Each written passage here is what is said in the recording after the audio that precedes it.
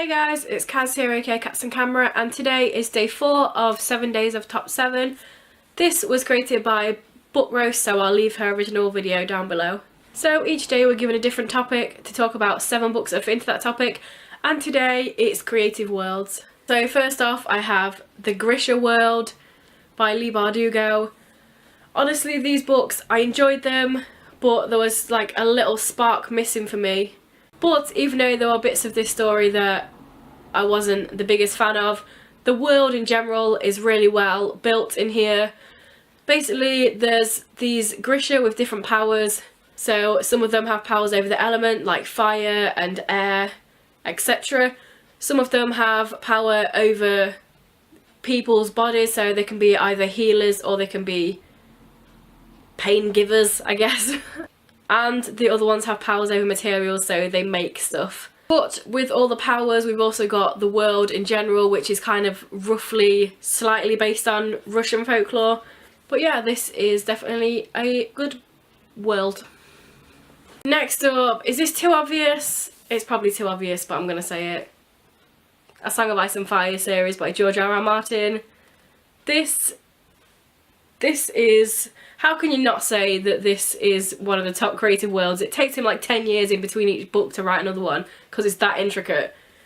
But yeah, I'm sure everybody has either read the books or watched the TV show, so you know all about this. And Westeros, and obviously everywhere else that isn't Westeros, but is still part of the world in this series.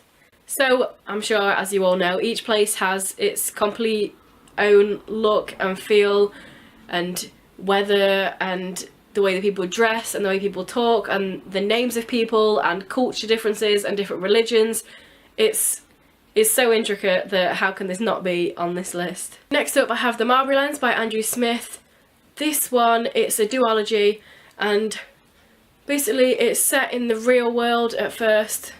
So Jack is in the real world, this traumatic experience happens to him, and then he meets this guy that gives him these glasses, and when you put them in they go into this other world, and it's like our world but in the future or in a different time-space continuum or something that's really dystopian. Everywhere's wrecked and ruined and there's people killing other people and creatures.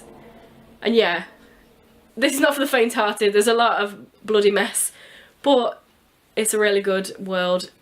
So it fits on here. Next we have The Shadowhunters World by Cassandra Clare, and not gonna lie guys, I have a love slash, not hate, but a love slash why are your characters and the situations that they happen into so fucking irritating with Cassandra Clare and her world and her books and her characters. That's why I picked Lady Midnight to hold up, because this is my favourite of all of her books that I've read. Her characters piss me off somewhat chronic. And when I say characters, I mean, oh my god, Clary, what is she? But let's just get past that and talk about the world.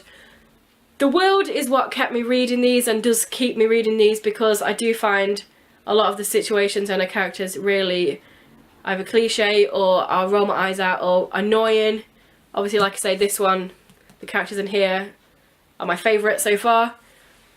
But oh my god, if she wrote one more time about how golden Jace was, I could burn them books. But this is not about how much I despise Clary and Jace.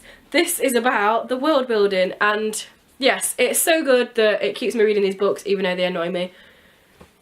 So again, I'm sure this is another thing that everybody knows about. Everybody knows about the Shadowhunter world. They've read the books, they've seen the TV show, they've seen the film. But basically, Shadowhunters have a bit of angel blood, and then they fight the demons, and there's all these other races, I guess. You got the fairy, your werewolf, your vampires. And I think it's done really well, the whole world building aspect of this and all the different races and how they're different from each other.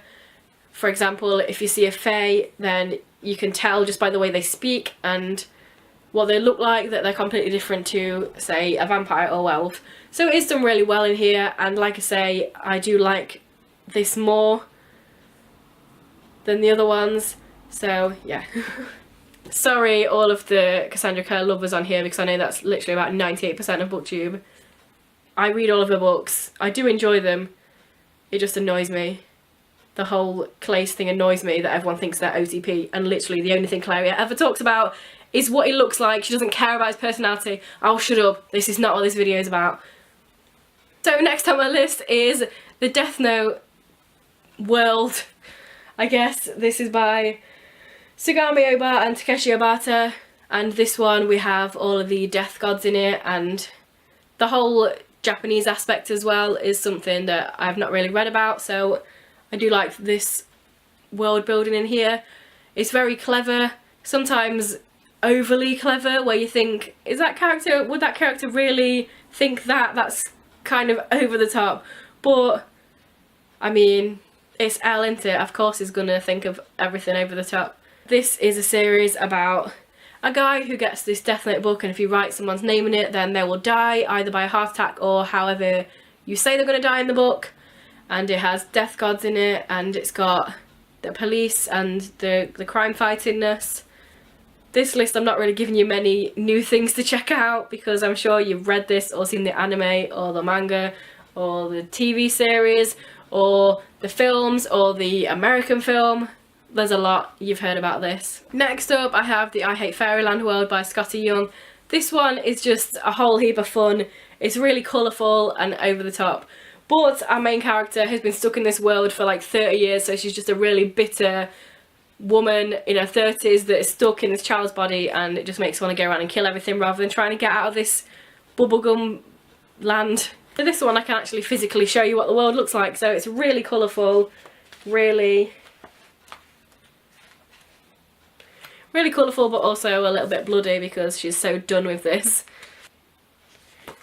And it's just a nice sort of mix of this really bright, childish artwork, but with the quite sinister of what's going on in there as well. And last but not least I have The Shadows of the Apt World by Adrian Tchaikovsky. This one is set in a world where everybody has these different aspects of bugs.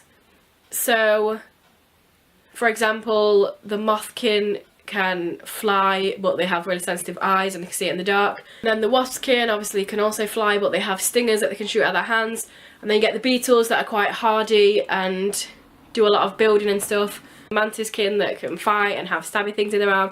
It's just really cool. You should definitely check this out if you like really unique worlds. So there we have it. There are my 7 choices for creative worlds. There are a lot in here that are really obvious, like A Song of Ice and Fire and the Shadowhunters, but hopefully there's a few in here that you haven't really heard of before, I guess. I've already almost put Akamath in here, but that's coming up later, so I didn't want to use it twice. So yeah, tell me down below any of your choices, or if you are participating in this 7 days of top 7, then tell me down below and I'll check your video out. If this is your first video by me and you enjoy it, then please check out some of my others, and if you continue to enjoy them, then please subscribe, that'd be awesome. Anyway guys, I will see you tomorrow with another video. Bye.